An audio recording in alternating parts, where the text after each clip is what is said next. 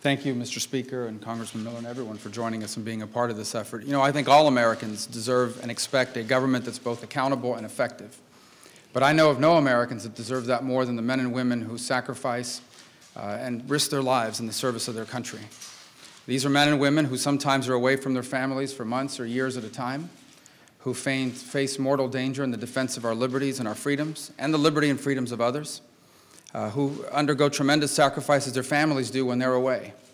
And when they return home, we've promised them a set of services that we provide the men and women who have served us. And this is the agency, the Veterans Administration, that's responsible for delivering those services.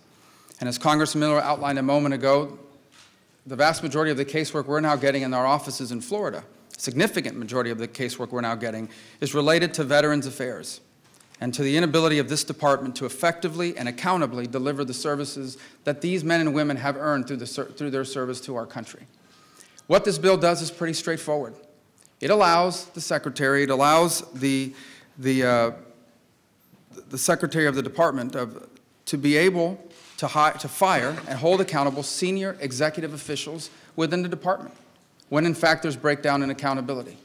It's the exact same thing that exists in the private sector. It exists in our congressional offices, but it does not exist in a government agency of this importance.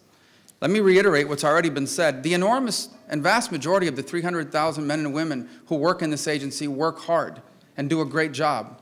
But like any organization, there's going to be breakdowns, and when there are, people need to be held accountable, especially at the senior management level. And the people we entrust with running this agency should have the power to fire and discipline those who have let down the men and women who have served us in uniform. And so I hope that as the House acts on this measure, that in the Senate, my colleagues across the aisle will see the importance of it and act quickly as well.